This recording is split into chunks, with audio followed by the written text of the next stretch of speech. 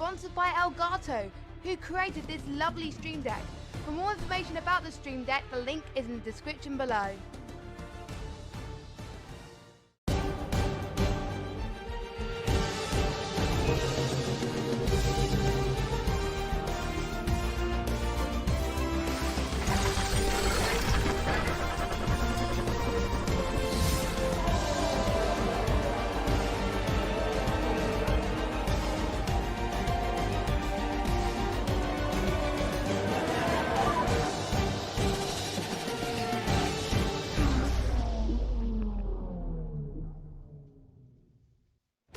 Welcome along to Sakhir for round 2 of the Apex Online Racing Formula 1 Championship, and after a thriller in Australia last week, we are here in the middle of the desert for the first night race of the season, the Bahrain Grand Prix.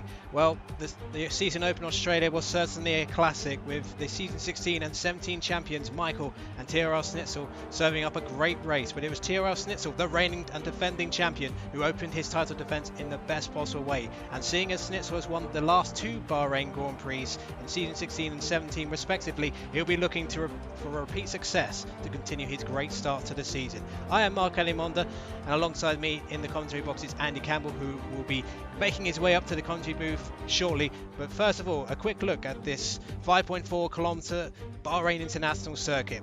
72% of this lap is taken at full throttle, and with 3 DRS zones, straight line speed will be absolutely key in Sector 1 and Sector 3, while the technical section of Sector 2 could catch out a few drivers, particularly the chicane at turns 5, 6 and 7.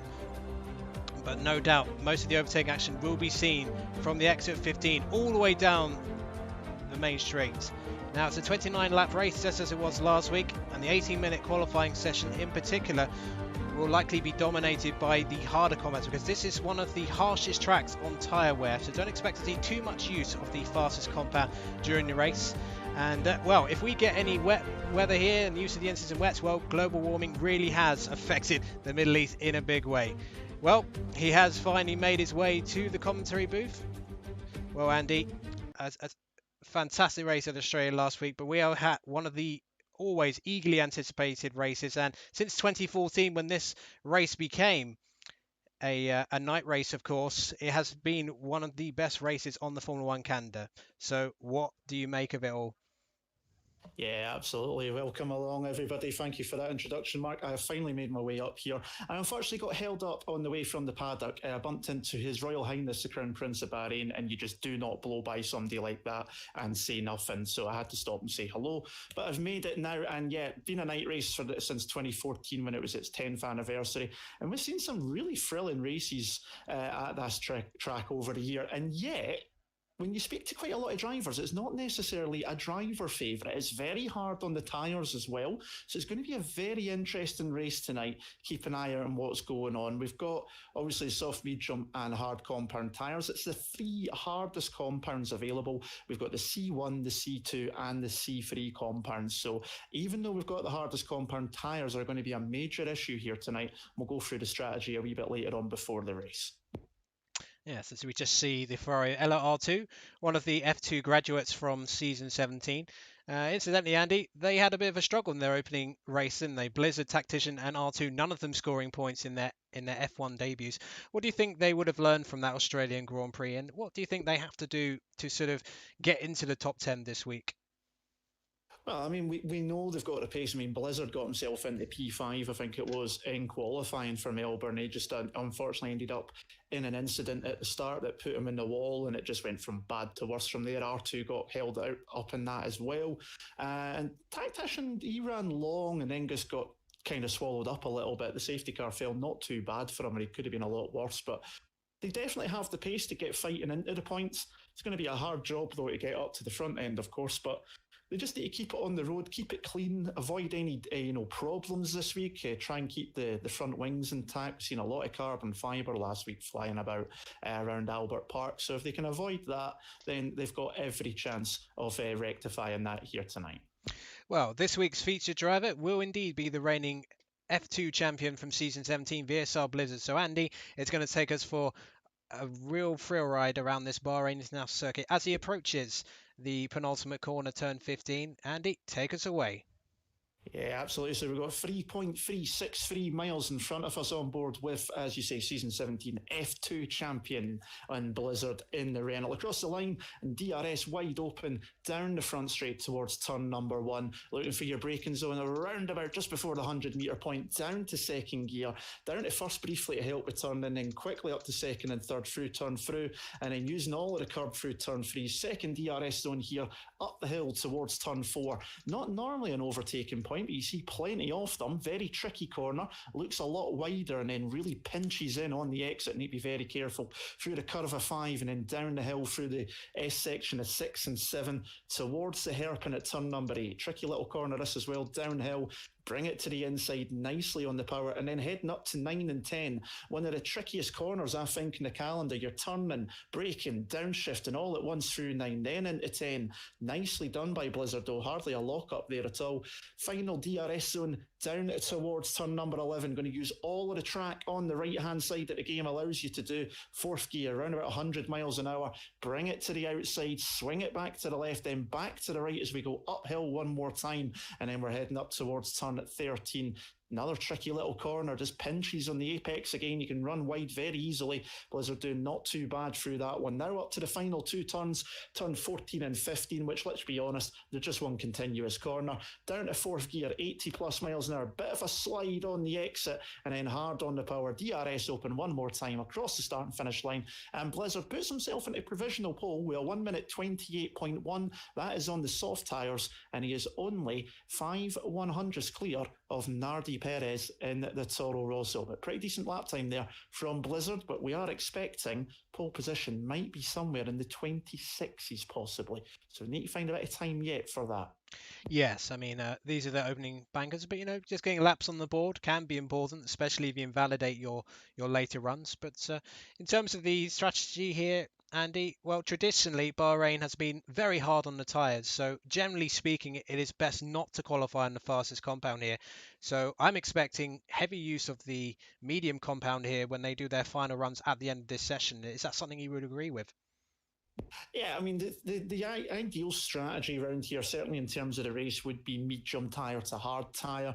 You expect the medium tyres will last somewhere around about 9 to 13 laps in race conditions. The hards will do 16 to 19.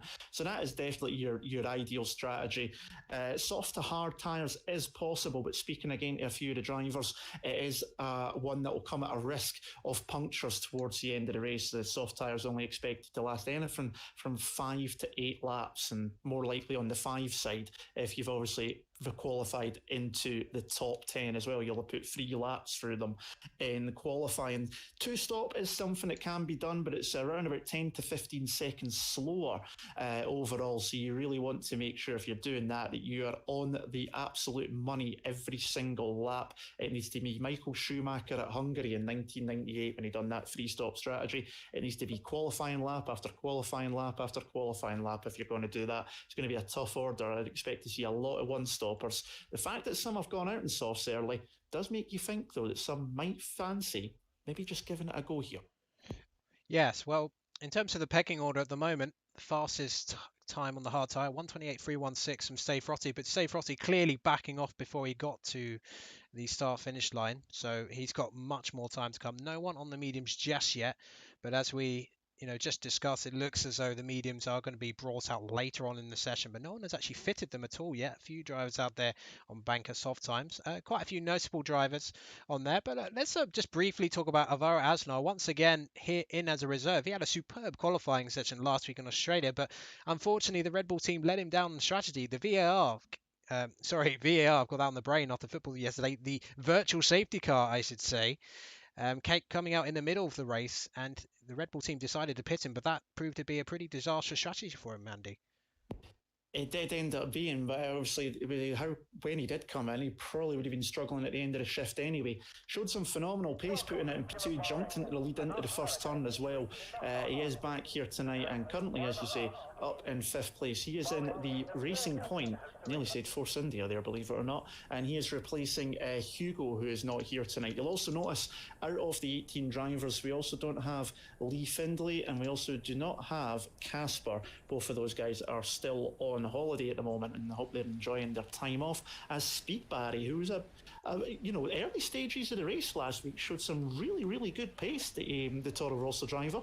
And on the hard tyres, he's just gone into a 28 flat there, putting himself into pole. And then the season 17 champion comes back and beats it by less than the blink of an eye, 8/1000th of a second, and that's his third lap on those hard compound tyres. So he's obviously just been building up, and getting quicker and quicker with every lap. So Snitchell doing exactly what he tries to do all the time, and he's back on provisional pole at the moment, but we just over 9.5 minutes to go. We're still waiting on 5 drivers to set a lap time at the moment, and there's still plenty to go on in this qualifying session here under the lights in the desert.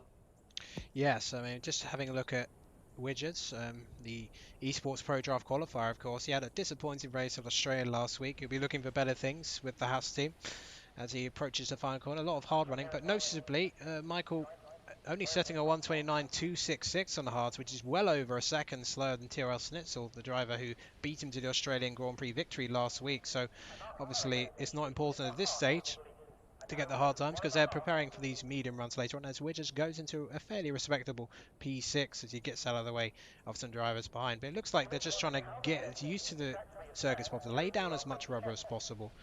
So Ollie D out on the lap at the moment. Tactician is out there as well. I'll have a quick look at Tactician, see how he's doing. He had a competitive showing last week, but not quite enough to get into the points as he enters the end of Sector 1.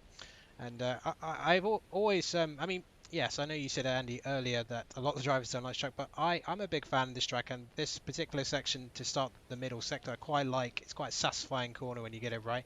Although the corner coming up here, Andy, that really slow, for some reason the game's not letting me select Tactician again. That's a weird one. Okay, well, we'll go with Ollie, but I was going to say that sort of downhill corner into turn 9, that is a nasty corner, isn't it? It's so hard to brake for. You can easily just slide out onto the side. Absolutely. I mean, I'm with most of the drivers. It's not a track I enjoy driving on, and I do think that turn 9 and 10 that you're talking about is probably one of the hardest corners out of the 21 tracks that we go to. It's downhill. You've got a slight apex in 9, which could be flat out if it wasn't for the corner coming up. You're constantly turning, braking, downshifting all the way through, and it's downhill as well. Gravity's pulling you along too. So easy to lock up, so easy to make a mistake into there. We could see some issues there tonight. Who knows? We'll need to keep an eye out on that corner. Tactician has got himself up into P8 with that time. Nardi Perez has just put himself onto provisional pole, and Truesdale has put himself into second. Both of those guys on the hard tyres, as well as Speed Barry now goes second. And a few people have been saying as well to keep an eye on Truesdale here. Supposedly in some of the evaluation races, practice races, he's been lightning quick round here. So we need to keep an eye on the Williams driver, season 15 champion as well. So he could be one to maybe get onto the podium here tonight. You never know. He had a great defensive drive last week in Albert Park. He's definitely got the speed by the sounds of it. Yeah, absolutely. I mean, it's very tight at the top at the moment. Less than a tenth covering the top 3, less than half a second covering the top 11. So very tight on the pecking order for those times. Fastest soft runner actually Blizzard, but that's not representative, of course, because that's barely within, not even faster than any of the hard runners. So that was obviously a pure banker lap to get used to the track and to make sure the setup's okay. So just having a look, see if anyone fitted the mediums. R2 has fitted them in the pit lane, so we may get some medium runs. So it's still 6 minutes of the session to go, 1/3 of the session to go. It's been fairly cagey stuff from the grid so far. And well, Andy, I tell you what, they're all going to be leaving it for one flying run on those mediums at the end, aren't they? And any mistake, and they could be right at the back grid, because that's how tight this AOR F1 grid is. Definitely so. I mean, 2 drivers still to set a lap time. They're out there at the moment. Daniel Alves has invalidated his first 2 laps in the McLaren, so he's trying again. Wayne in the Ferrari, I think, is just coming through the final corner now. But as you can see, out of those that have set a time, as Wayne goes across the line, that's not representative, I would say, but top 16 covered by 0.8 of a second. It is very, very close. And when we start seeing them starting to pull on the medium tyres and maybe some soft tyre runners as well, it's going to get even closer. And I mean, just look at that top 3. 4/100ths of a second. That's the equivalent of a blink of an eye, basically. Covers Nardi Perez, Speed Barry, and Truesdale. Red Bull, Toro Rosso, and Williams rounding out that top free at the moment. It's just so close. Even Jim Roy there in fourth, and the other Red Bull just under a tenth of a second cover in the top four. It is absolutely mightily close at the moment. And just looking at the tyres, Schnitzel in pit lane, he's just popped on a set of mediums there, so he might be coming out shortly to see what he can do finally on a bit of a softer compound than the hards. Yeah, it's a brief mention for Jim Roy. Of course, he missed the opener in Australia, but he was the main title contender for the Season 16 champion Michael. Won quite a few races. Didn't quite reach those dizzy heights in Season 17, but Roy, a very quick driver, and it's good to see him back on the grid this week, and he may well be one of those competitors. He's going to have to get a bit of a move on, though, to get back to the pit lane. I mean, he should have plenty of time, but doesn't want to dawdle too much. And yes, all the medium runners now being fitted, so we should see a lot of activity. Not much activity at the moment. Most of the drivers back in the pit lane or on their in laps.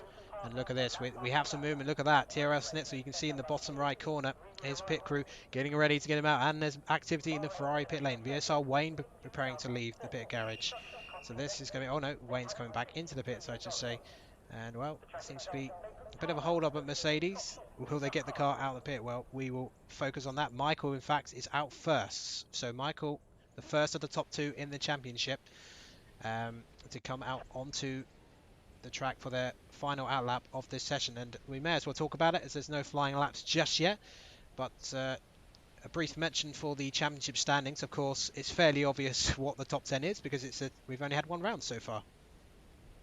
Yeah, absolutely. It's as you'd expect, and we didn't have any changes to the positions from last week in regards to any stewards inquiries because there was none from last week's race put in. So obviously Schnitzel's at the top of the standings from Michael and Casper with that fantastic third that he picked up due to the drivers ahead getting penalties. We've then got Truesdale, Frosty, Speedbarry and Alonso 4th, 5th, 6th and 7th. Alex in 8th, Wayne is 9th and Tactician is just on the top 10 even. Now, did he? Yeah, he must have got a point last week. It says he doesn't, but I'm sure he did. But anyway, that's the standings there in that regard. Let's look at the constructors though, because obviously those can be a little bit different. And it's Williams on top there with 30 points. Mercedes one behind on 29. Then it's Alfa Romeo on 15. McLaren on 10, Toro Rosso 8, Racing Point 6, Ferrari on 2, Red Bull, Haas and Renault have still to score any points so far in the season. So they'll be looking to change that here tonight into the final 2 3/4 minutes of qualifying. And there's a lot of drivers out on track on outlaps, and we're going to see probably a few more joining the track. And looking at the fitted tyres, it is a sea of yellow medium compounds for pretty much every, in fact, yes, to the medium. So it's mediums all round, and you can see they are really wanting to ramp up and go for that optimum strategy that we spoke about, the medium to the hard. They know this is an abrasive circuit for the tyres, so they're looking at the race as a bigger picture here rather than going for glory with the softs. Well, Schnitzel coming out the opening section. I noticed the two Mercedes were very close to each other in the formation. I was wondering if they were going to do some sort of, aiding each other with the drag down the main straight, but that didn't seem to happen. But here comes Schnitzel then on his mediums through the, it's still an outlap, so that's strange because I swear they did a lap already, but apparently still on their outlaps, so they must have backed off, or they're trying to get some heat into the tyres. Is anyone actually on a flying lap? Yeah, R2's just about to finish his lap. It's nowhere near representative, so he's made a mistake somewhere. Yeah, only P14. There's a few more out there. Yeah, let's see who else is kicking about. There's a few out there. Yeah, Widgers is on one. He's just heading into turn 4 to the end of sector 2. Let's see if this is any quicker at the moment. Only P9 for the Haas driver at the moment, but yeah, nearly 4 tenths up on his sector. It's Michael. Oh yeah, well that's see, that's really confused me because it said outlap and now he's just put in 1:27.298. Although I suspect though we're going to get faster times than that. I'm surprised. I thought Michael would go a little bit faster than that. So we're going to ignore what the time screen says. I think this is a flying lap for Schnitzel. So let's see what the championship leader and reigning champion does as he heads for the line then. What's it going to be? It's going to be pole, a 1:26.948. So the first into the 26s. What about Truesdale? Truesdale's still out there. Roy's is on an outlap. What about, I think Alex was nearby. Alex crosses the line and way off the pace, 5 seconds off the pace, so he must have been saving his tyres for an extra lap.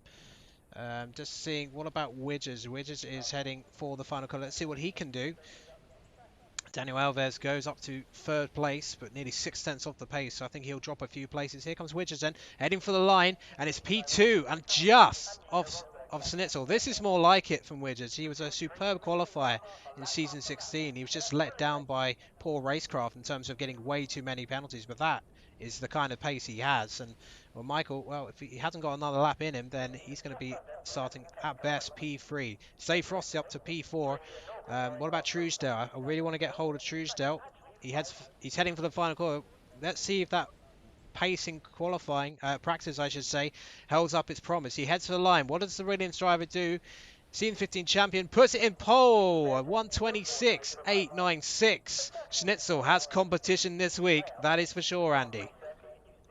That's a cracking lap time there, 26.8 in the Williams foot, and Schnitzel's now got to try and respond. He's on a lap at the moment. Looks like his teammates been giving him maybe a bit of slipstream through the lap as well, but he's well off, so no, he's actually helping his teammates, so the championship leader is not going to improve on this lap time. If Widgers is out there, I don't think he might be on a lap. He's got the battery turned down, so I'm trying to see who is on towards Blizzard's the on end a lap. of a lap. Yeah, the F2 champion Blizzard. Yeah, he looks about half a second faster than his best time. For some reason it's, oh no, that's his best. That was on the soft, so not sure this is going to be good enough for pole position, but could be good enough for a top 6. No, it's not. He made a mistake out of the final corner, so that's only P12 at best. Anyone else out there? VSR Wayne heading towards, no, he's back to the pits. R2, no, that's definitely not going to be a representative lap. Stay Frosty and Tactician.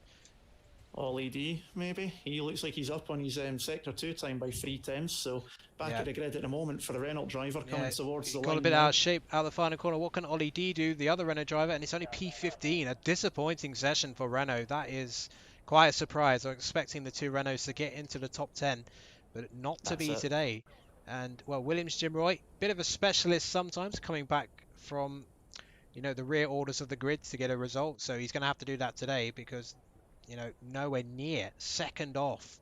Wasn't able to get a soft time done. He may have invalidated, in fact. So a disappointing return for him. But the main headline here today is that Truesdale, the season 15 champion, is on pole position ahead of the TRL Schnitzel. But look how tight that is, Andy.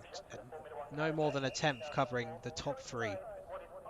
That's absolutely incredible, and just over half a second covered the top 10, a second and a half covers the field, and just shy of 1 second cover the top 15. That's how close it is here. It's going to be medium tyres all round for the top 10 as well, so everybody going for that optimum strategy. We'll need to keep an eye on those outside the top 10, see how many go for the hard tyres and try and run longer into the race. But Truesdale living up to that bit of practice form that we were talking about, that the drivers were discussing, and he's stuck it on pole position with Schnitzel second, and as you say, Wiescher's doing exactly what he needs to do, putting the Haas into third. That's a bit more like it from the esports driver, and he'll be much more pleased with that for sure.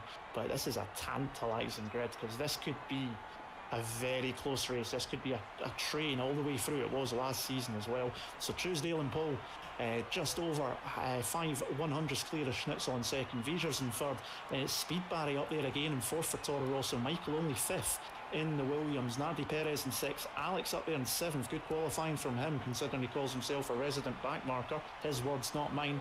Alvaro Anzar playing the reserve substitute again, and he's up in 8th place, top 10, 2 races running. Stay Frosty and Tactician round out the top 10, then it's Daniel Alves, Blizzard, Wayne, R2, Ollie, Jim Roy Alonso and Nicholas Matteo rounding out your 18 drivers here this evening. Yes, I mean, I don't think TRL Sets will be too overly concerned, but he's certainly got some competition. So as we see some action from the support races earlier on today in Bahrain, some superb action from some of the future stars of AOR F1. I have to say, Andy, given the qualifying session we've just seen, this could promise to be just as good a race as that classic from season 16, which went all the way to the wire. Yeah, absolutely. There's, you know, with the 3 DRS zones, it's just one of those ones again that if you can stay close enough to the car ahead, you can end up causing a bit of a train. It keeps everybody so close together, and it means then that the overcut or the undercut, depending on what feels more powerful, if you can get the gap, becomes even more powerful than it maybe normally would be as well. So it's a tantalising prospect. I mean, if you were a gambling man trying to pick who's going to win this one, I don't have a clue. I'm really lost. It could be any one of the top 10 and possibly even beyond. Yeah, absolutely. Well, we haven't got long to wait before we have our formation lap. So we're just about to get underway here for the Bahrain Grand Prix. And so much pressure that these drivers must be feeling right now. Some are very happy with their sessions, you know, particularly the top three, especially for Widgers. It was a very poor race for him in Australia, but he's got an opportunity to challenge for a podium. Certainly has the speed. Speed Barry up there again, Jim Nardi Perez too. Michael, well, he probably would have hoped for a bit more than P5, but he is certainly not going to be too disappointed by that, because as we know, Michael's racecraft and race pace are usually superior to his qualifying performances. So let's have a quick look then at the tyre choices for those outside the top 10. And as I suspected, no one has gone for the soft rubber. They've gone for long stints on that hard compound, or indeed starting on the more aggressive medium strategy. And Alves, Ollie D and Nicholas Matteo have done that, while the likes of Blizzard, Wayne, LOR2, Jim Roy and Alonso have gone for the hard compound. Well, special mention for Tactician. He has been the best of the F2 graduates today, out-qualifying Blizzard and R2. And he finished P11 last week, so he'll be looking to go one better. But one of the elements of this race, Andy, in particular, is that unlike Australia, which is, you know, not really a heavy braking zone, you kind of slingshot your way through turn 1 and turn 2. This is a true braking zone, and the concertina effect could be potential for contact. People are not careful there. Definitely so. I mean, it's heavy braking into turn number 1. That's going to be your best opportunity to pass. As I said in the hot lap that I done, turn 4, it's a tricky wee corner. It does pinch in. It looks inviting, and then it tightens up very quickly. But you can see some moves. I've seen some fantastic roundy outside moves there as well. You can, even if you get the DRS right, get a wee run down towards turn 11, but you need to be alongside if you're going to make a move down there. And you see the opportunistics down at that tricky turn 9 and 10. They just feel maybe more confident on the brakes, and they just stick it up the inside if they feel they're close enough. So there's opportunities everywhere around this track. It's got wide runoff areas as well, as we see in a lot of modern tracks. This one is anybody's game. 29 laps ahead. These are going to fly by in the blink of an eye, so keep your eyes open and don't go anywhere, because this is going to be fun. Here is a view on board the season 15 champion. He has no one ahead of him. If he can get a good start, he will be leading at turn 1, but not always an advantage to be the first man here. But the tension rises, the crowd packing the grandstand. 70,000 fans here at the Bahrain International Circuit. About to go then. Watch out for the 5 red lights. Will we get the 5 red lights? And here they come. 3 lights, 4 lights, 5 lights. And it's go, go, go, and it's a good start from the season 15 champion. Schnitzel just behind him, but unfortunately Schnitzel will get the inside line, and that means the Williams driver's going to have to fight him around the outside line, and he'll have the inside for the next one. He'll get squeezed slightly. Schnitzel into lead, but Widgers, because of the compromise exit, Williams may be able to challenge for P3. Just behind is Speed Bari, and Michael's actually got up to P4, so position gain for the Williams driver already. Jim Nardi Perez is battling for P6 below, and we'll go on board with Truesdale. Can he challenge Schnitzel, who's going to attempt to run away with this race immediately, with Widgers just behind him? At the back, Andy, did look pretty clean. I didn't see any contact, at least major contact anyway. I've not seen any bits of carbon fibre flying absolutely at all. Jim Roy is flying already, and the red guy's going around the outside here of Tactician into 9 and 10. He's going to get that move done. He's already gained 5 places, and now he's going to steal one off of Daniel Alves as well, because he's got much better traction, even on the harder tyres, down towards turn 11. A fantastic start from the Red Bull driver. He's already gained 6 places. Nicholas Matteo's up 4 places from the back of the grid as well. Bad starts for Blizzard, Wayne and R2. They've all lost 3 places in the opening laps, but keep an eye on Jim Roy. Hard tyres, and he's already up 6 spots into the top 10. He could be up there towards the end of this race as well, but it's been a clean start through the field. That's excellent news, and Speedbar getting very close to the gearbox of Michael behind. Michael not getting the best exit out of the final corner. That may put him under threat from Speedbar. No DRS just yet. Can Speedbar get close to the back of that Williams? Not for the time being. We'll get the telemetry on so we can have a good idea. No, battery down into a low mode.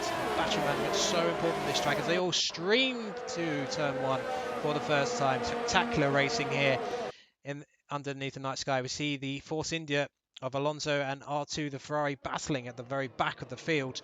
But it's very... Oh, and look at that. Nardi Perez having a half a look at Speed Barry, but not quite having his nose inside enough to get the move done. But Speed Barry closing the door firmly.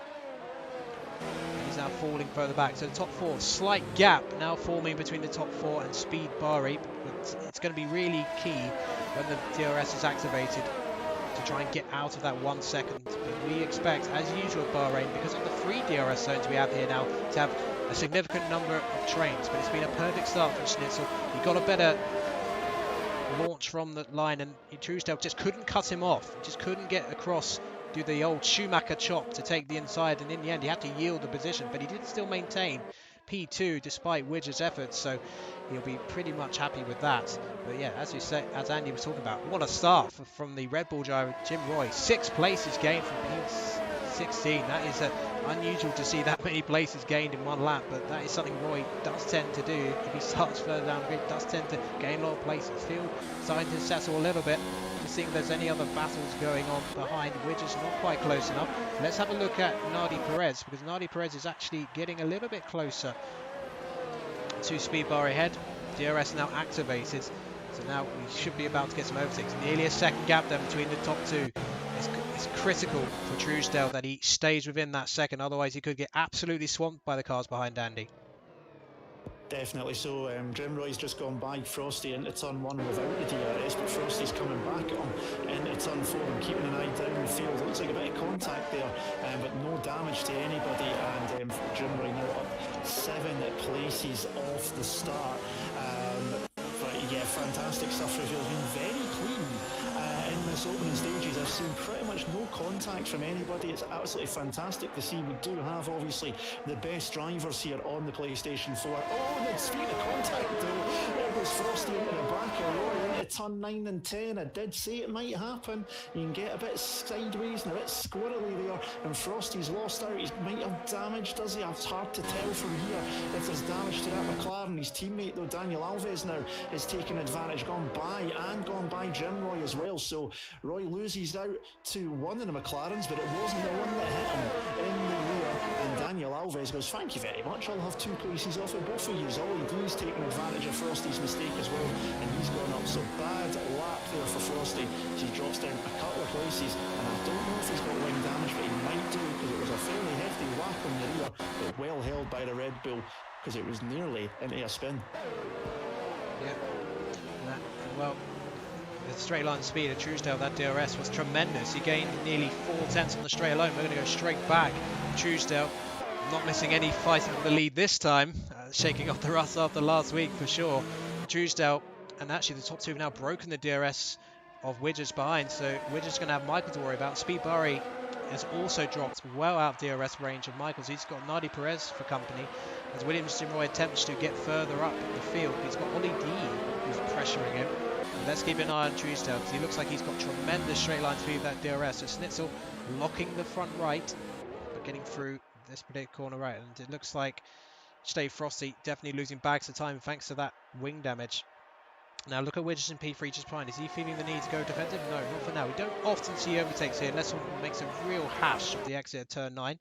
But once again, a bit of I don't know, that was a bit of smoke coming off Schnitzel's car, or that may have been a bit of haze from the lights. I'm not sure what that was, but I saw something. May have locked the tyres into just before that sweeping right-hander. And now Truesdale is closing the gap further, but I think the closer battle looks like it could be between Michael and Widgers for P3, so we'll keep a close eye on that situation. But let's see if Truesdale can get close to the back of Schnitzel. Gained 4 tenths last time, and he sets the fastest lap once again. It's getting closer, not quite close enough though for a move, but here comes Michael. He may think about a move.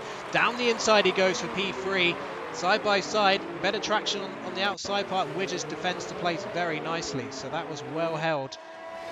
He could still be under threat. Michael could still come back at him. Yellows in sector 3, and RC Alonso is the first of time, but enough about that. Round the outside goes Michael. Can he get onto the traction and get up to P3? Speed Bar has just been overtaken by Nardi Perez behind. Side by side they go again, and superb defending by Widgers again. Perfectly judging that section of corners, and that will frustrate Michael, but that battling has now dropped them 2 seconds behind Andy to the top 2. Yeah, definitely. Just shows you how much the battling can drop you time when you're having your own scrap. As Nicholas Matteo's been into the pit lane, change of front wing, so he's had a bump somewhere. He's put the soft tyres on, so he's going for a two-stop strategy. The yellow flag was RC Alonso. He retired as soon as he came into pit lane. Didn't know if there was any damage to the car or if it was him that had an incident with Nicholas Matteo, but he's decided enough is enough, and one racing point car is out of the race already. The midfield scrap is what I'm trying to keep an eye on while you guys are watching up at the front what's going on in the top 3 and 4, and the scraps in the midfield, as last week as well, are just, it's nose to tail. There's cars everywhere, but because of the DRS, no one is quite just able to get them by, and you know, you may be seeing one move, one pass getting through, and then they're repassing on the next DRS straight, so it's tit for tat here in the midfield at the moment. I'm doing my best to keep up, but RC Alonso, first retirement. Nicholas Matteo at the back of the field, having made a pit stop, but he's on the soft compound tyre, so it's a definite two-stop strategy for the second half, and that's probably going to ruin his race. I wonder if that was meant or if it was maybe a mistake by the mechanics. It'll be hard to know until later on, but he's now 17th and last. Yeah, once again, Michael trying to get past Widges. Widges just having enough straight line speed as we get that superb helicopter shot as they fly down through the beginning section of Sector 2. And look how close Truesdale is behind Tyrrell Schnitzel. This is fantastic action here as Michael attempts to get past Widges. Clearly has more speed. If he could only get past this Haas, I reckon he could get up onto the back of that battle for the lead. He just can't get past him. Gets a better exit out of turn 9, heading up towards the end of the second DRS zone of the circuit. But again, cannot get past him. Truesdale is able to follow Schnitzel in that 1 second window, so car superbly balanced. Just needs to get into that kill zone, try and force Schnitzel into a mistake. Go just to Truesdale just for a moment. This is about as close as he's been in this race so far. Now the exit here, crucial. Can he get onto the power just a little bit sooner? Oh, a bit of a twitch from the back of the Mercedes, and actually runs wide as well. That shouldn't actually slow him down too badly because he was already on the power. It's getting closer, but the straight line speed difference is very similar. But we're going to go to Michael because look at this. Michael is slingshotting past Widges straight away, and finally he gets through for P3. And it's going to be very interesting to see what kind of speed he has as he goes after the top 2. We'll go back to Truesdale, who's very close to the back. Contact behind Nardi Perez, off in the grass, lost 2 places. Speed Barry looked for a move, pulled back in, decided against it, and then caught the back of the Red Bull. It's pushed the Red Bull off the track, and Nardi now dropped from 5th to 8th, so that's not good at all. But it looks like there's no damage to either of them. Well, that could well be something the stewards look at later, because that's a bit clumsy from Speed Barry to hit the back of Nardi Perez like that. As Nicholas Matteo sets the fast lap of the race at 1:30.539, but obviously he's on the soft rubber. And well, last week we did not get a fastest lap award because it happened outside the top 10. So I wonder if today we will see anyone inside the top 10 get that. That may be doubtful because of the way the strategies play out, unless there's a huge gap for someone inside the top 10. As this battle, once again, just like Australia, the top 2, a Mercedes versus a Williams, class of the field. Michael ahead of Widges now, 2.5 seconds behind. If he could have got past a little bit sooner, he would have been a little bit closer. But he's got a bit of work to do. May have to think about some sort of strategy to close the gap with the undercut. The undercut in particular, pretty powerful with this Bahrain International Circuit, as it was on the previous 2 17 and 18 eras. And once again, here we go. Truesdale trying to get close. Does seem to have the speed. Schnitzel's straight line speed is absolutely astonishing, and I think that explains a little bit, Andy, why Schnitzel is struggling in these slower corners on the straights. Truesdale's just not able to get into that proverbial kill zone to get the move done. Absolutely, he could have one of those setups where he's just taking a bit of wing out, help him down the straight so he's not as vulnerable when he doesn't have DRS, but it just means in the corners that the Williams is just able to close the gap back up and just stay close enough, but not quite within that firing distance, as you say.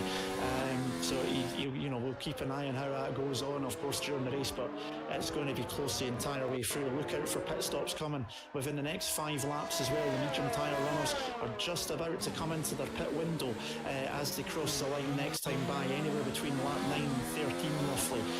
We're expecting 4 pit stops from those on the medium tyres, so everybody that was in the top 10 should be in it before long. That's going to put Jim Roy in 10th on the hard tyres. He's the first runner on the hards, still in 10th at the moment, still battling with the McLaren of Daniel Alves Alves, and he's still got the Renault Veloci LED behind as well. But he's in a good position if he can keep within a close enough range. He is only 11 seconds off the lead at the moment, so it's not too bad at the moment. I mean, you go down to 16th, they're covered by 17 seconds. We're 8 laps into the race. That's less than a pit stop at the moment, covers pretty much the entire field, except for Nicholas Matteo, who's already pitted. So phenomenal pace from everybody, but those 3 DRS zones are definitely helping keeping the pack together. Yes, no one able to challenge in terms of 2. Truesdale actually had a bit of a poor lap, but was saved a little bit by the second DRS zone to allow him to catch up. He nearly dropped out of the DRS zone. We'll just have a quick look at Alvaro Asnar, who's got a gaggle of cars behind him. Alex Gimnardi Perez trying to recover from that early collision with Speed Bari. And Williams Chimroy, and he's just overtaken Daniel Alves for P9, so that's a 7th place gain for him. So what a superb race he's having. And on the strategy he's on, he will be on the faster tyre at the end of the race. And well, he's done this before, particularly famously in F1 2018 at Austria. He did that sort of alternate strategy, and he was rapid in the final stages. So he could still be, given how close the field, Andy, in with a shout, challenging for a podium. It's definitely possible. I mean, he's putting himself in prime position, being on the hard tyres, as you say. He will be on the softer compound mediums at least come the end of the race, and with less fuel in the car's going to be obviously lighter, more nimble. It's going to be kinder on the tyres. He's going to be able to push it a wee bit more than he would do for those that are on the mediums right now on the full tanks of fuel. So if he can keep it on the road, keep it clean, he's still got a good chance of some solid points, despite starting all the way down the field. As you say, he's gained 7 places so far. Truesdale is so close. Sorry to interrupt, Andy, but this is a battle for the lead. Here we go, Truesdale. What a brilliant lap he's had, and he's going to slingshot straight past Schnitzel. Can Schnitzel come back at him? No, he's not going to have the straight line speed. He's put his power down, so maybe he's tired. So he didn't really fight that at all. But Truesdale takes the lead of the Bahrain Grand Prix, and this battle, you will feel, will go all the way to the end of this race. We've got pit stops, and Nicholas Matteo has retired from the session. Did he have an off somewhere? Because I know he pitted for damage earlier, but he's now retired, and he was well down the order, but he was not nearing the end of those softs yet. Did you see what happened there, Andy, with him? I didn't know. I was currently watching what was going on down the front straight, and the fact that Speed Barry's been into the pits. First of the top 10 runners to come in. He's put on a set of hard compound tyres. He's now 28 seconds off the lead now, having pitted from 5th, so it just shows you he dropped all the way down. He's got 10 seconds to the next car. Not sure what happened to the Haas, unfortunately. Didn't catch it, and the yellow flags are already away, so I don't know if it was a problem on track, or if the drivers decided enough is enough and just decided to retire. But he becomes second retirement, and his race was partially ruined by having to pit early and going on to the soft compound tyres with a wing change as early as lap 4. So maybe he has decided it's enough. Who knows? We don't know. But 2 retirements now, and Speed Barry, the first of the top runners into pit lane. But it's Tuesday with that fantastic lap, getting by Schnitzel, and Schnitzel at the moment, he's close enough for DRS coming into the final corner now. It'll be interesting to see if he can close up enough here, coming down towards turn number 1. I thought he was maybe going to dive for pit lane there for a quick second. His car just moved to the right, but here we go, down towards turn 1. He's gaining all the time. The DRS is open, but he's not got the battery turned up, so maybe he's going to decide to go. Well, here comes Widgers for P3, going ahead of Michael. So no change position up front, but Widgers fighting back against Michael. Give him the pace he had earlier on in the race. Maybe he has saved his size. He's now got something to fight Michael with. Michael was unable to get away, and it is very difficult, Andy, to get away from anybody on this track because of these 3 DRS zones. Absolutely is, and it was a nice little easy move there. The DRS got on the brakes nicely, and that's put him up into 3rd position again. I tell you what, though, from Alvaro Lanza all the way down to, well, pretty much Blizzard in 13th, that is a train of cars pretty close together. The only major gap in there is Jim Roy's a second, just over a second behind Nardi Perez, but apart from that, that's a massive train of cars that are within a very close proximity to each other around this track. And as you say, with the 3 DRS zones, it's just keeping them all close together, just keeping them all bunched up. Alex has come into pit lane, so he's made a pit stop now, and Speed Barry has gained nearly 4 seconds over Alex. There was only a couple of places between them when the Toro Rosso pitted, so it does show you the undercut does seem to be quite powerful, as it seems that Barry has gained a couple of seconds during that pit stop phase. We're having clear track ahead of him. Expect more pit stops in the coming laps. And here comes Truesdale. Truesdale first to bite of the leaders. Truesdale into the pit lane. What's he going to go for? Well, it's surely going to be some hard compound tyres. And so painful being in the pit lane at this point. It's such a tight field. He should get some decent space, but Speed Bahrain, the pace he's been on since being on those fresh tyres, they have a slight opportunity of getting ahead of him, but that I would say is unlikely. He's just going around the final corner now. No, I think he'll be nice and safe from him. And Truesdale will be dropping very much to the back of the field. Lots of drivers coming into the pit lane though, like so Widgers as well. Widgers coming out as well just behind, and he's actually come out ahead of Speed Bahrain. So Speed Bahrain not able to get those tyres working quite enough. So Schnitzel, critical lap for him now, and he's got to get this in lap done, because you would imagine Mercedes will respond to that pit stop from the Williams crew. You would imagine so. Obviously fresh tyres, that's going to allow Truesdale the chance to really put the hammer down in this close opening lap. He's came out 22 seconds behind the leader, so there you go. It's around about 20 or so seconds once again from pit entry to pit exit, including your stop, as long as you don't have to make any stop and goes or any wing changes. So he's came back out. Speed Barrier has put himself up into a nice little position. Hopefully for him, we'll be hoping that that little incident with Nardi Perez doesn't come back to bite him, though, because it was a little bit clumsy. No damage, it looked like, thankfully for either driver, but Nardi Perez did lose out a few positions in that, so it could end up in the stewards. You never know. This has put Roy, though, right behind his teammate. They're generally now 4th position, and he's on those hard compound tyres, so don't expect to see him in to the pit lane until anywhere between lap 16 and maybe even lap 20, possibly. There you go, Schnitzel and Michael into pit lane, as does Nardi Perez, so generally now from 16. Oh, look at that! The Williams and Michael came in at the same time and held Schnitzel for a crucial moment. And will that favour Truesdale? He's on the main straight now. Well, this is going to be mighty close between the leaders. Schnitzel heading towards the pit exit, but I think Schnitzel's going to get him because of that slight hold up. And yes, he is ahead, and will Widgers get involved as well. Widgers is still ahead of Michael, incidentally.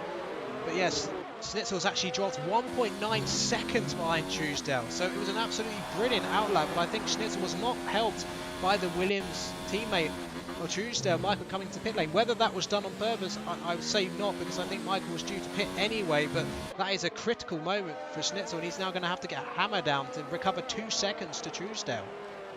That's worked out absolutely beautifully for Truesdale. Coming in a lap earlier and he had a clean pit lane. There was a few cars came in behind, but he was underway before everyone else came in. And Schnitzel and Michael coming in at the same time. Schnitzel had to wait with drivers coming in behind him, and that's worked out an absolute treat. 2 seconds now the gap, and those guys were within, what, half a second of each other before the pit stop phase. So that's worked out very nicely. Widgers has worked out quite nicely for him too, as he's a 1.5 seconds clear of Michael, and Speed Barry is right onto the back of the Williams as well. Nearly past him round the outside into turn 1 and the inside of 2, but the Williams held on coming out of gut lane, and he needs to try and build a gap away from that Toro Rosso so he can try and pull himself back up towards the likes of that. Yeah, well, only the top 4 haven't pitted yet. There's no top. Yeah, the top 4 haven't pitted. It's a provisional P1, it's 5th at the moment, but the top 4, Roy, Wayne, Blizzard and R2, all starting from the hard compound tyres, and it's going to be another few laps before we see them into pit lane as well, and they're going to drop into a very congested midfield once they do. Yes, well, Truesdale, his first target will be to get up to the back of LR2, and given the pace difference, I don't think it'll take him long at all, and clear that Ferrari quickly, not to lose too much time. Have to say though, Tyrrell Schnitzel has already cut 4 tenths out of Truesdale's advantage, so Schnitzel, despite the disappointment of not being able to get anywhere near him on the pit stop, is beginning to close the gap already. We know how good Schnitzel's race pace is, so Truesdale, he knows that he's got a huge battle on his hand for the next 15 laps as Blizzard attempts to get ahead of VSR Wayne on track in what would be P2 on track, although realistically at the moment he's dropping way out of the points. Just Jim Nardi Perez is very close to back body D. Might have a quick look at that. We'll switch to Truesdale shortly because he has caught the back already of VSR Wayne's teammate LRR2.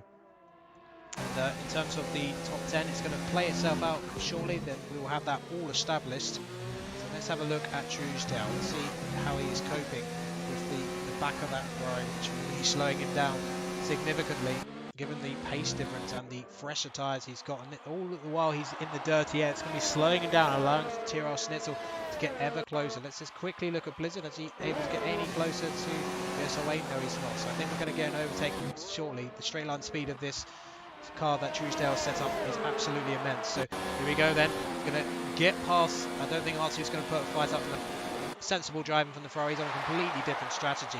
Now, something we haven't mentioned for a few laps, Jim Roy, Andy. You know, he had a superb start, got himself back into the top 10, and he was fighting the likes of Nardi Perez in the top 10, but he's going to be on the faster compound later on in this race. Could he still be a factor for a podium? I mean, he's going to have some time to get up, but of course he will have the faster rubber at the end of the race. I mean, it's definitely a chance. He really needs to get the hammer down with it though to get through, because at the moment, if you look at the gap between him and you know, those behind, about 20 seconds or so, he's going to drop in somewhere around where Alex is roughly, maybe even just in front, maybe just behind, depending on how quick the stop is and what the gap is at the time.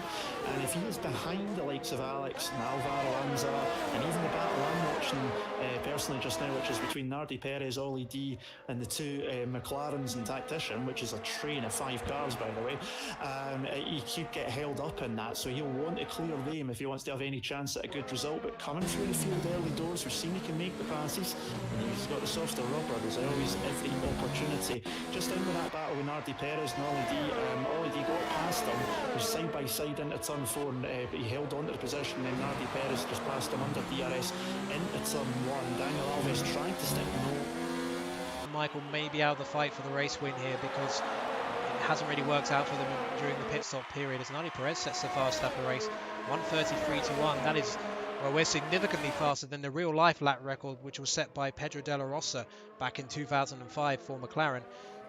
Almost a second faster than that, in fact. It just shows you how quick these cars are in the game. And, of course, very different to the real-life sport in terms of the fuel management. They can just go flat out most of the races. In real life, it would be a little bit more management in place, but despite that, this is still superb driving. We haven't seen many incidents so far. Any incidents we've seen have been down to, you know, unforced errors. We haven't seen any bad driving in terms of the ability to win, so that's a great credit to the grid at this stage. So your net leaders then, Truesdale and L.R. Schnitzel, and then there's a sort of separate battle for the final podium sort team, Widges and Jim Michael and Speed Bari. And then further down the order, we have the likes of Alex Alvaro Aznar and Jim Nardi Perez fighting for the scraps of the top 10. So at the moment, Jim Nardi Perez, if that fast lap were to stick, he would, and get into the top 10, he would get that bonus point. But I think Jim Roy, Andy, will be the favourite for that fastest lap when he does pit. And speaking of which he's doing now, he's in the pit lane now. So the Red Bull, famous for their ultra quick pit stop times, and it looks like VSON and Blizzard into it, always held slightly by the Renault Blizzard. That could be crucial. That may favour Alex. Going to see where Alex pops up, because that's going to be crucial, I think, for his strategy to work. Here comes the Mercedes of Alex, and so that's who Roy's kind of fighting against at the moment. Can Roy get out ahead of him? Stay Frosty setting the fast lap. 1:30. Oh, and yeah, that's cost. That is cost. Well, that has cost Roy big time. Big time being held up by the Renault. Oh, side by side, Ollie D. Is Ollie D going to squeeze past him as well? Oh, side by side, Roy will have the better traction if he can get him off the temperature quickly. He's got DRS actually as well. Bizarrely, coming out of the pit lane, must have gone through the activation point with someone, and he, yeah, just about fights off Ollie D, and now P10, so we'll keep an eye on his progress. But we're going to go back to the front, because Tyrell Schnitzel is a man on a mission. He is almost within DRS range of the driver who has fought him throughout it. And I have to say, Tyrell Schnitzel must be sick of the sight of these Rocket Williams, because last week it was Michael who was giving him all the problems in the world, and this week it's the teammate Truesdale who's battling him for the win here, Andy. Yeah, definitely. So he's catching up that gap, though, as you're saying. I mean, Jim Roy, that was the worst thing that could have happened. But his teammate Nardi Perez is letting him buy into ninth, but Blizzard coming in when he did at the same time as well, just held the Red Bull up. Schnitzel nearly within DRS range though now on Truesdale, up at the front end of the field, and once he gets into the DRS range, he'll be wanting to get by, as you say. He'll be sick of the sight in the rear end of that Williams. You know, the gearbox and the diffuser, really, really well, having followed Michael for a good chunk last week before that last lap overtake when Michael made a small mistake. R2's finally into pit lane as well from what was P5, so he's going to drop down the field pretty quickly now, because they're all very close together coming across the line. I'm going to keep an eye on Jim Roy's progress as much as I can on those medium compound tyres. He's not quite in DRS range yet on Alvaro Anzar. He will be before long. and if he can get by the Racing Point and then get the other Mercedes of Alex, he's got a 6.5 second gap before he's up to the top 5. So bit of a tall order, a podium might just be off the cards just because of that small hold up in pit lane with the Renault going by. Yeah, and it's so tantalisingly close now, this battle at the front. Schnitzel can't quite break into that DRS zone. Truesdale doing just enough at the moment. Schnitzel's actually going to have slightly fresher tyres at the end of the race, so that could be important, even if it is only one lap. It's such a track like this where the tyre wear is so harsh, and incidentally next week's race at China will be very similar. We won't see much use of the fastest compound there either, I would imagine.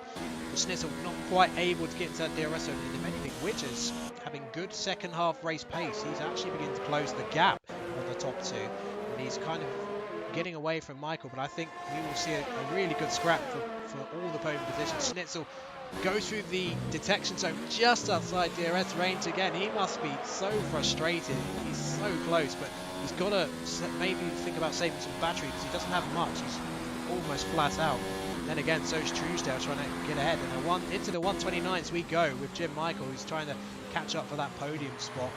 As going to have a quick look at Jim Roy, because Jim Roy is going to fly past Alvarez, the Racing Point reserve. It's 129.791 from VSR Wayne, current fastest time, now P7, so it's going to be at least P6 for Jim Roy by looks of it, because I'm not sure Alex is going to have a prayer of defending against this rapid Red Bull siding through the field, Max Verstappen style, on the fastest tyres available at the moment in terms of the strategy, and that is the medium tyre.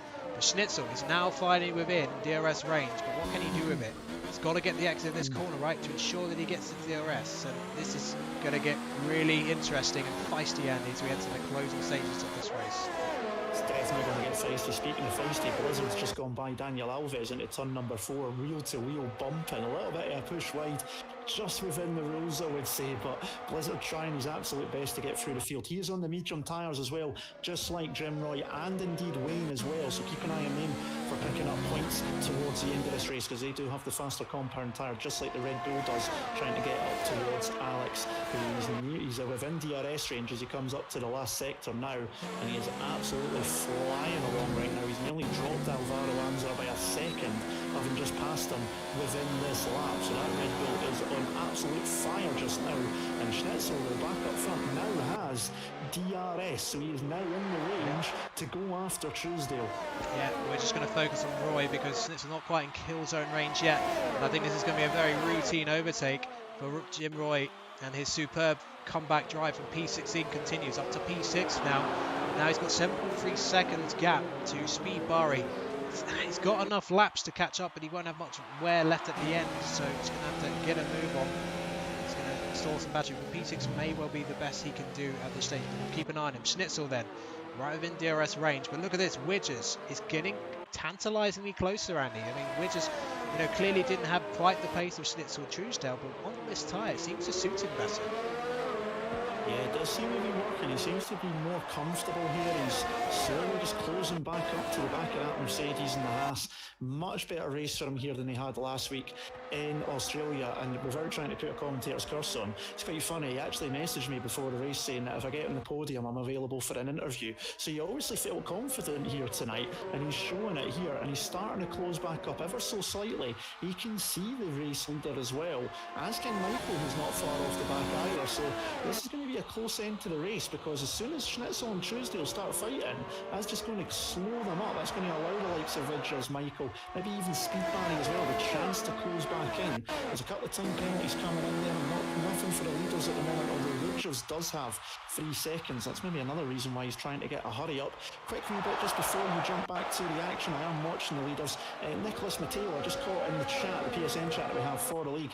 He was apologising to Frosty. He said he had no more brakes, so I don't know if maybe he's had an issue with his setup or something, but he was struggling with braking as Alvaro Anzar's just gone past Alex, and Nardi Perez fancied a move. Ollie D behind, side by side with Frosty, having just spoken about the McLaren, and the Renault holds on. Wayne's pushed off the track a little bit. They're trying to go around the outside. He's now got the inside line for turn 4.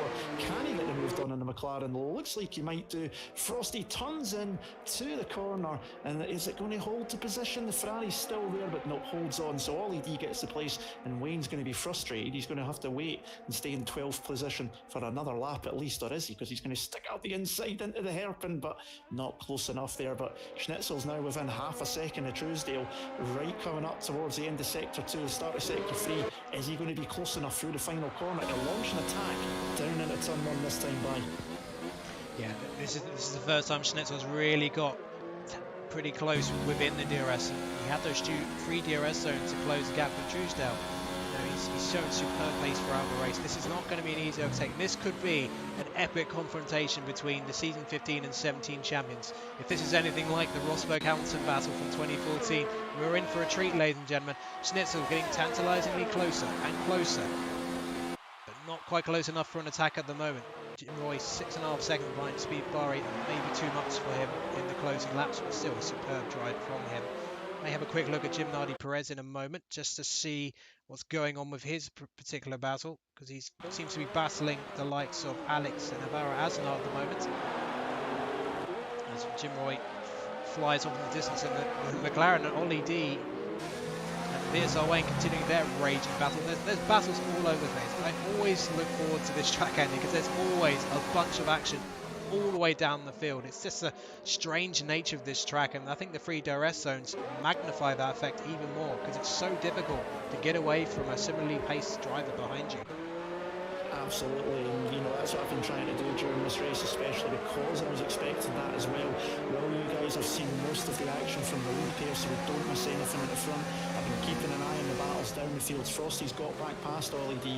Wayne is still stuck in 12th position. That Ferrari is going to, the Ferrari driver is going to be absolutely raging right now because Ollie D and Frosty have swapped places for about the last 3 laps now, and Wayne just can't find the space to follow one of them through and gain another position all the time. Blizzard's now getting within DRS range as well. Daniel Alves getting dragged along. Tactician's not far off the back as well. Unfortunately, R2, the other Ferrari, nearly 7 seconds down. He's made a second pit stop though. He made his early pit stop. That was a late one he done. So he's down the field and struggling to catch up, but battling everywhere. And Schnitzel though is getting ever closer. I'll just jump back to it. He really is. He's getting so close, and it's unbelievable. But I tell you what, Truesdale doing a superb defensive job. The traction he's getting out of the final corners is just absolutely superb, and that is what's keeping him ahead at the moment. Because I think Schnitzel has a little bit more straight line speed, but isn't able to use it fully because Truesdale gets such superb drive out of the final corner. The fact is, Andy, Truesdale's got to do that every single lap to the end of the race, because if he doesn't, Schnitzel is going to have an absolute golden opportunity to get past him.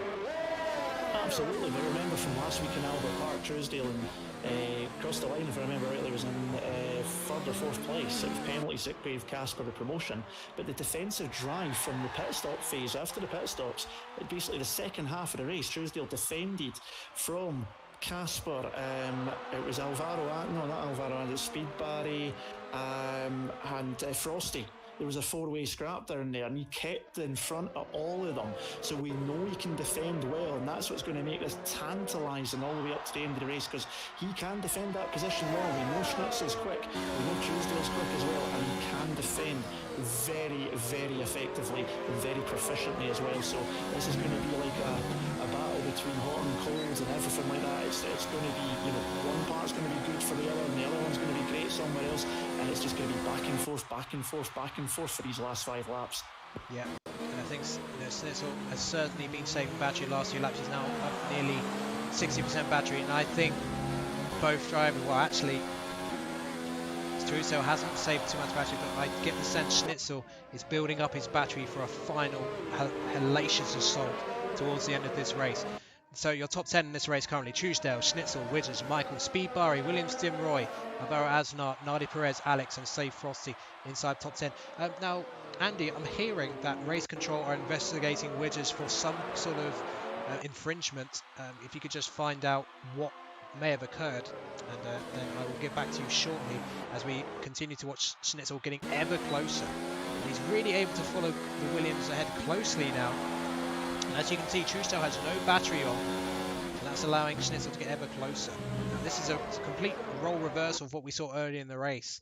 Truesdale able to keep close with him in these slow corners, but not able to pass him on the straights. And Schnitzel now playing the role of the hunter, whereas he was the hunted earlier on in this race. And well, what have race control been saying about Widgers before we watched the battle? Yeah, he's earlier on in the race he picked up a 3-second time penalty for multiple warnings of corner cutting.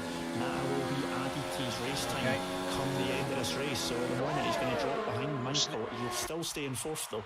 Schnitzel ever closer, but yeah, no, that's going to be so costly for Widgers. I mean, he's in a fight for the podium here, but that will take him off the podium. Incidentally, very oddly, and I think this is probably because he pitted so much earlier than the other guys, but Speed Bahrain has really dropped off the top 4. I mean, he was not far behind Michael Widgers early on, but he has dropped nearly 4 seconds, and that may put him yet into the clutches of Williams Roy late on. He's now only 5.4 seconds behind, but yeah, Speed Bahrain oddly dropping way off the pace in the closing stages of this race. Just going to quickly check who has the fast lap, and that is currently VSR Wayne at 1:29.791. So no bonus point once again being awarded at this stage of the race, and I don't think anyone is going to be making a late pit stop. Just going to have a quick look at VSR Wayne, because he seems to be very close to this Renault up ahead. No, not close enough, so we'll go straight back to that fight for the lead. So lap 25 then of this AOR F1 Bahrain Grand Prix. We are entering the closing stages here, under the lights here. It's been a great Arabian night so far, but will it be more like the original Aladdin film or the terrible remake? We're about to find out as Tyrrell Schnitzel closes in once again. And it looks like Jim Michael is actually very close, and Michael's actually just got ahead of Widgers. Widgers must have made a huge error somewhere, or he's just let him pass because of that penalty situation. I'm not sure, but Michael up into the top 3. We'll see if Widgers tries and comes back at him. Not entirely sure. Yellow's in sector 2. There's been an incident somewhere, Andy. I think Blizzard's gone off. Yeah, Daniel Alves and Blizzard, didn't catch it unfortunately until the end, but they were both off track at the top of the hill, up at turns 12 and 13, so I wonder if they've been side by side and just got into it going up the hill, and it's pushed them both off track. Blizzard has wing damage to the left-hand side end fence, which is going to compromise him towards the end of this race. Daniel Alves looks a bit okay. That's put Tactician though up into 13, so he's benefited out of that one. That's pushed him up, but Blizzard's going to be understeering like an Asda shopping trolley for the rest of this race now, because I doubt he's going to pit before the end. Meanwhile, Alex has got a train of 4 cars, basically nose to tail NASCAR, super speedway style, coming up towards turn 4, doing a fantastic defensive job. This is over 9th, 10th, 11th and 12th between himself, Frosty, Ollie D and Wayne, and he's going to be finding it quite hard, I think, to hold some of these guys off. Wayne's still in 12th, he still can't find a way past these guys, even though he's on the softer compound tyres. It's just not worked out for him. And quickly, you mentioned Speed Barry dropping off. Roy is not going to catch him unless he makes a mistake, because he's lost, I think he's lost a life in those tyres, and he's still 5 seconds behind with a handful of laps to go. In the last few laps, he's only been gaining a 10th there, and it's just not quite going to work out. But 16th to 6th is still a fantastic result for him. Yeah, and I think this could be the moment where Schnitzel has waited for. Full power, nearly 70% power. Truesdale's looked like he's been struggling on the rears, and this is the first time Schnitzel's going to have an attack. Surely Truesdale's going to have to go defensive. He chooses not to. Schnitzel's going to fly past him into the lead of this race. I thought Truesdale would put up a little bit more fight with that, but maybe he's got something else in mind. But Truesdale back into the lead of this I should say Schnitzel back into lead of this race, looking for a 3rd win in a row here at Bahrain, having won here in season 16 and 17. And he would truly prove himself to be a Bahrain master if he does that again. And he actually said himself earlier on today that he doesn't like this track. So, well, if he doesn't like the track and performs like that, imagine the tracks he does like. But he's now in the lead of the race. 3 to go then, well, just under 3 to go. Alex still doing a good job of P9 holding everyone off. Ollie D and Wayne, battle feels like the entire race. What's Truesdale got in the tank? He's going to have to save some battery and try and keep it in the DRS and maybe save it for final attack of that. But look at that. Schnitzel going full out on the battery, trying to break that DRS. But again, it's so difficult. The pace difference between these two, more or less nothing. That's why they've been nose to tail virtually the entire race. But you have to say, Andy, despite that pit lane issue for Schnitzel, where he was held up by the Williams teammate at Truesdale, he clawed that back, the gap, and now is back into the lead of the race. Yeah, that's the drive of a champion there, someone who can come back from a small issue that was not even his doing, just unfortunate timing in the pit lane with another car coming through, which just happened to be his nearest rival's teammate, and he's clawed that time back. He's kept his tyres in good nick. He's closed up. He's took his time. He's picked his moment, and he's back into the lead of his race. Truesdale is still close by though. He's very close to him through turn 2 and up towards turn 3. Does he fancy maybe having a go into turn number 4, or is he going to maybe try and save some battery and maybe have a launch on the last lap? I think that's maybe his best chance, is have a go in the final lap, save a bit of battery here and stay within DRS range. It's going to be a tantalising last lap. Alex is doing a great job. We're holding on to 9th. He's still got Frosty, Ollie and Wayne still in there in 12th. He's going to try again to get by the Renault. He just can't do it. The Renault's got DRS as well, Ollie, and he just can't get it. He's got a big slide on there, collected it nicely. That's not going to help his tyres any more, and despite the fact he's got the fastest lap, oh no, he doesn't actually, because Schnitzel now that he's got by, he's actually got the fastest lap, so it's going to be an extra point as well for the championship leader. That's absolutely brilliant for him and annoying for all his rivals. Yes, well, as you mentioned, Truesdale's got to try and get as much battery as he can, but you know, Schnitzel, his battery management in the second half of the race has been absolutely superb, and that's what's put him in this position. And they're going to go around the final corner for the penultimate time. Truesdale, has he got any answer at all to the reigning champion? He's got probably one last chance realistically, because there hasn't been many overtakes into the DRS zones that follow this one. So here comes Truesdale, full attack. He doesn't have the battery, just hasn't managed it well enough. Will he go for a lunge down the inside? I don't think he's going to be fast. He's going to try and force Schnitzel into a mistake, but there's no way Schnitzel's going to make a mistake like that. And a 5-second penalty for Save Frosty for exceeding track limits. That's going to cost him a point. And Truesdale's actually running out of fuel as well. And Schnitzel, well, he's managed that as well. He's not even running out of fuel. So Schnitzel has all the cards in his pocket at the moment, but he's still got half a lap to go through the end of sector 1. Then down through turns 5, 6 and 7. This brilliant sequence of corners. Then into the braking zone of turn 8. Truesdale trying to get onto the power. He's only got 20% battery, so he's going to have maybe one stab at it out of the second DRS zone. Will Schnitzel make any sort of mistake? No. Really good apex out of that corner. It's not going to give Truesdale any sort of opportunity to attack him as we fly up to turn 11. And well, the opportunities get less and less and less. It's a poker card player on his final hand, and he's not confident that he's going to have to win. Oh, and a huge moment for Truesdale. Just about gets it calmed down, but that has probably cost him any slim chance. Tyrrell Schnitzel then heading for the final corner for the last time here at Bahrain. Truesdale, can he force any sort of mistake? Maybe a corner cutting penalty. Truesdale, no, he's not going to do it. And Tyrrell Schnitzel will head for the line and take the victory here at the Bahrain International Circuit. Another maximum 25 points for the Mercedes driver, but it's a Williams 2-3 on the podium. And Widgers, a superb race for him after his very disappointing race in the straight. Speed Bahrain P5, Williams Jim Roy, candidate for driver of the day, P6, his Red Bull teammate is in P7. Alvaro Aznar, another good effort from the reserve. And well, Save Frosty with all that penalties. 9 points for Renault, for Ollie D, and Alex with a point for Mercedes. Williams will take a fairly hefty lead of the Constructors' Championship. But the main story is, once again, Tyrrell Schnitzel, the reigning champion. 6 victories last season in season 17, another 2 this season. He has won more drivers in the past 2 seasons, including this one, than the rest of the grid combined. And he is surely the man to beat as we head to China next week. Well, he's going to enjoy his cool-down lap as the fireworks. But I'll tell you what a superb race that was, Andy, as we just go into the celebration onto the podium. Absolutely brilliant race there. 2 from 2 from Schnitzel, hat-trick at Bahrain, and a lovely little stat from former driver Lucas Blakely in the chat. It means the last 3 seasons the Polestar has not won here.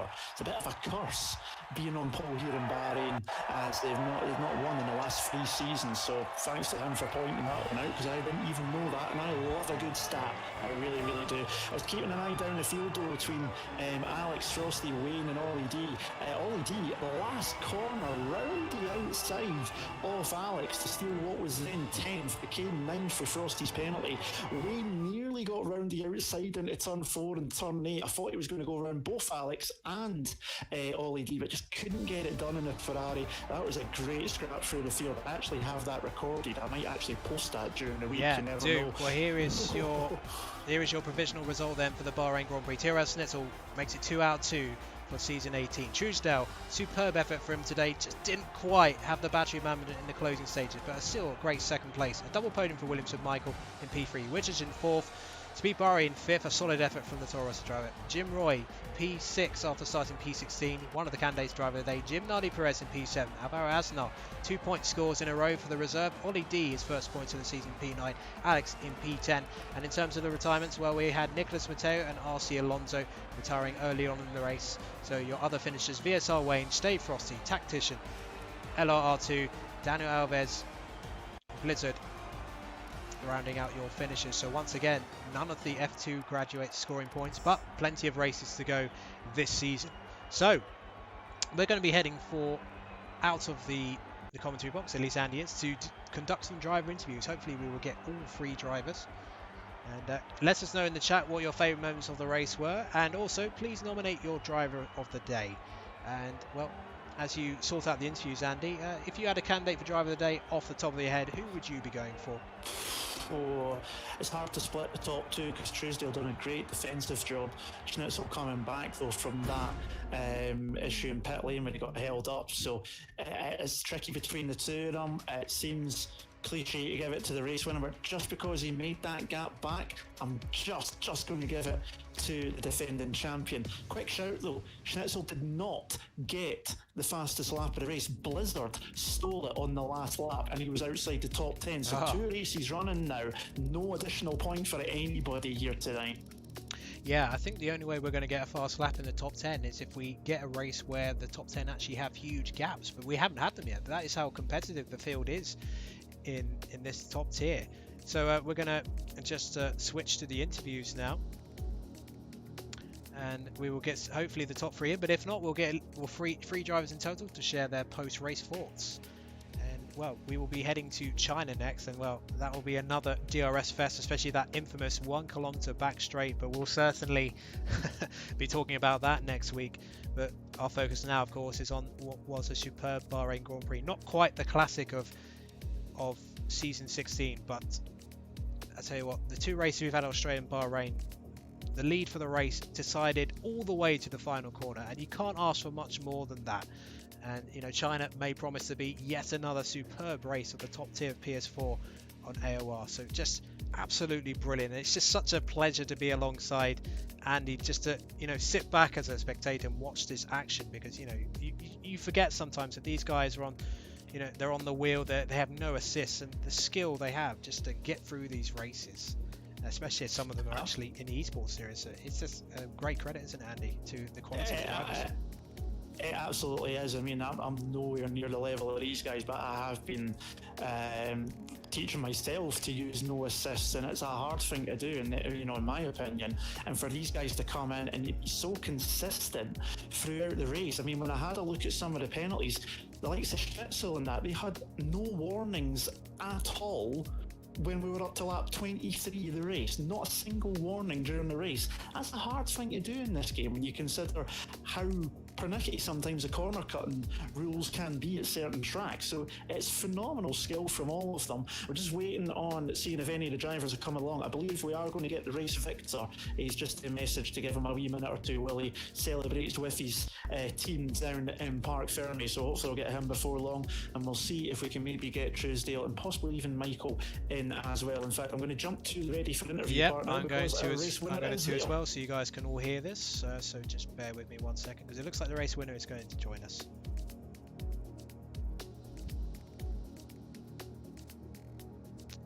And now for the start of your post-race interviews, take it away, Andy Campbell.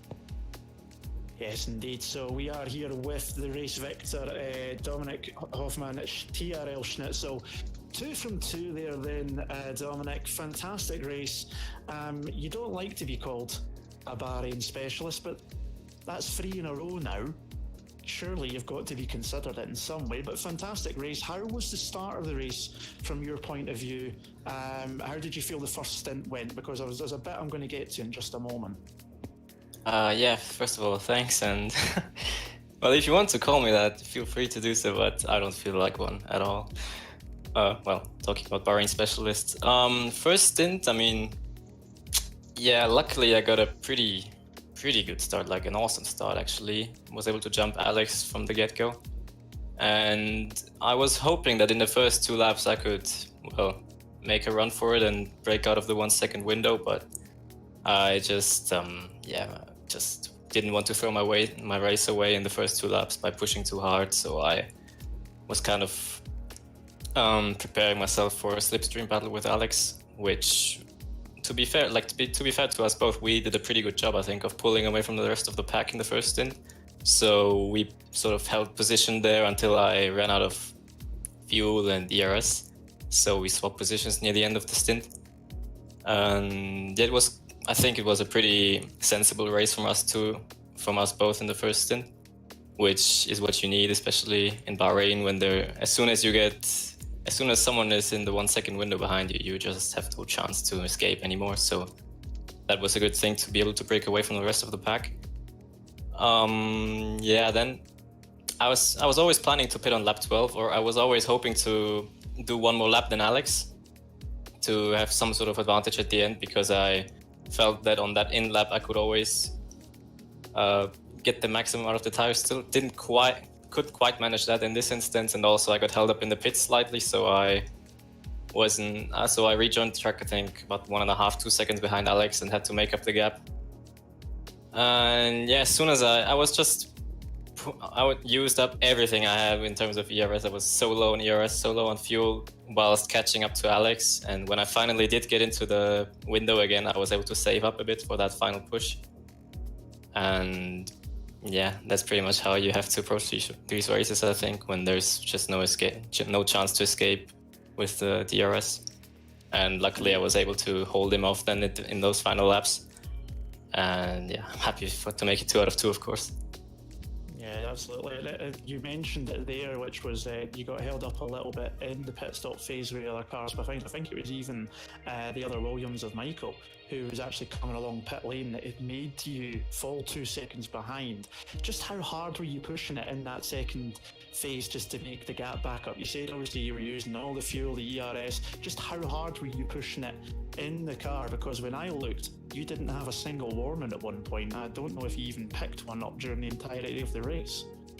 Well, I think I picked one up near the end when I ran wide slightly somewhere, but yeah, that's also a key thing in these league races, especially because the gaps are so small. That's something I learned during the course of last season, of course, because I was pretty infamous for picking up loads of penalties, I think 2 seasons ago. So working on that really helped my results, obviously. And also, I didn't have a lot to push with, but I used up everything I could, or I did what I could with it, so as to say. And there wasn't a lot left on the table. I did a few slight mistakes when trying to catch up to him, and once I got those sorted out, I was always like 3 or 4 laps in a row. I was always on that. I was always like a few hundredths out of the window for like 2 or 3 laps in a row, I think. So that was pretty frustrating. But then when I finally got into his window again, I was able to breathe a sigh of relief, so as to say. And next up, obviously, we head to Shanghai. Is that a track you prefer a wee bit more than tonight? Where do you fancy your chances there?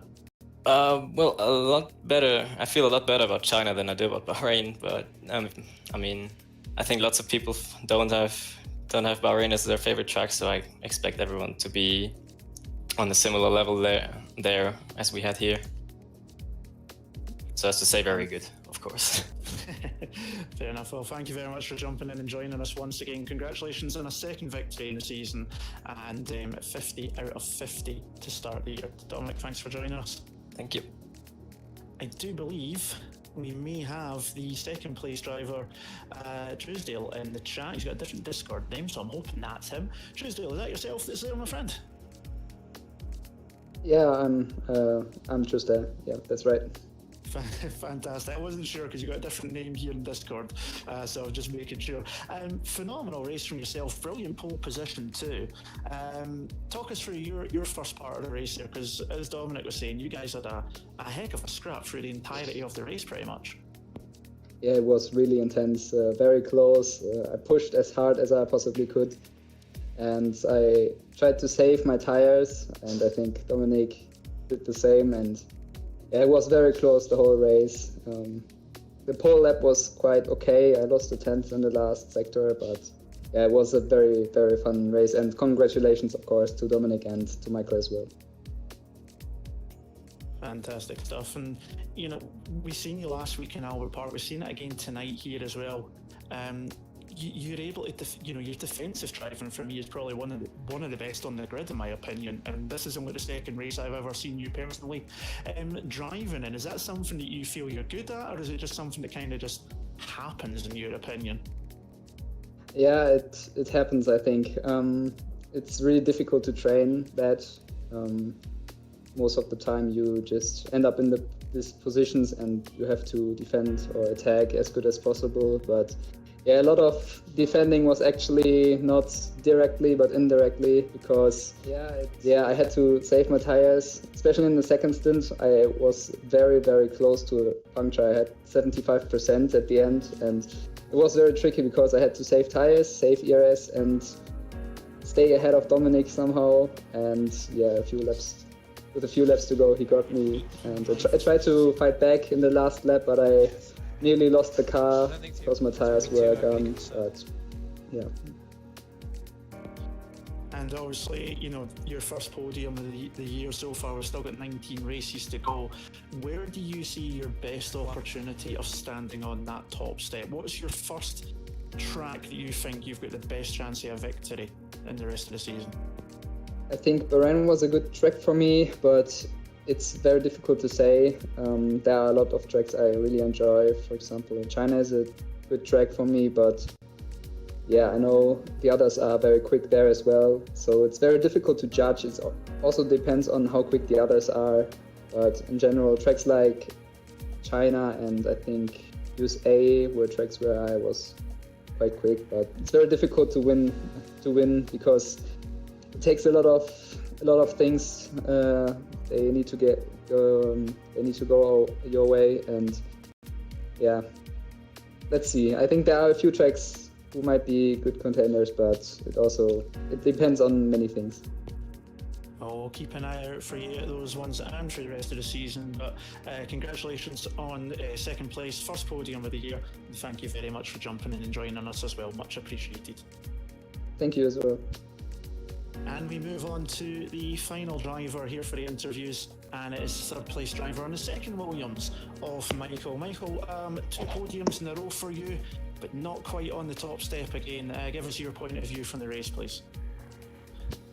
Yeah, exactly. First of all, congrats to the top 2, of course, Dominic and Alex, for amazing level, especially the second stint, but it was a very frustrating race, to be honest, from my side. On the first stint especially, I lost a lot of time to the top 2, which ultimately didn't allow me to push for the victory today, although I think the pace was at least even with the top 2.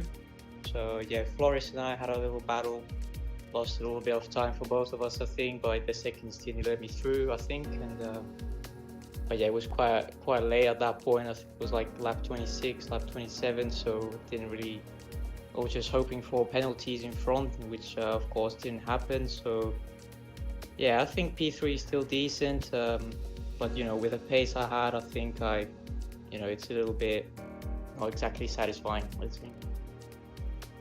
Do you feel that if you'd been managed to get past Flores earlier on, that you could have caught up to the top 2 at all? Do you think you had the pace to do that? Yeah, I think I did. I mean, the first laps traditionally a bit slow for me. I don't know why. In the end, I kind of get used to the track and stuff. But yeah, I mean, it's difficult to say. I can't just say I would win the race if it wasn't for Flores. You know, we were both battling for the position anyway. And you know, ultimately should have done a better qualifying if I want to complain about Flores or any traffic that was in my way. But I think that yes, I could have at least been within the DRS of the top 2, which is very important in tracks like this with so many DRS zones. But yeah, I mean, again, P3 is decent and can never guess what could have happened if all this didn't take place, you know. Enough. And obviously, as mentioned earlier on, China up next, Shanghai International Circuit. Will we see you finally on the top step of the podium there, do you think? Do you fancy your chances? Hopefully. That was a Kimi Räikkönen answer there. We'll leave it at that one there, Michael. Thank you very much for joining us. Congratulations on P3. Thank you to the top 3 for joining us, and congratulations to them all on a spectacular race here tonight. Thank you very much, guys. Yeah, thank you very much, Andy, for those interviews. And as just to add to that, big congratulations to the top 3 and all those who finished today's race. Well, we will be at the Shanghai International Circuit next week, same time, 7 o'clock for the Chinese Grand Prix. And well, if it's half as good as the race we witnessed tonight, we're going to be in for a cracker. Can anyone stop Tyrrell Snitzel?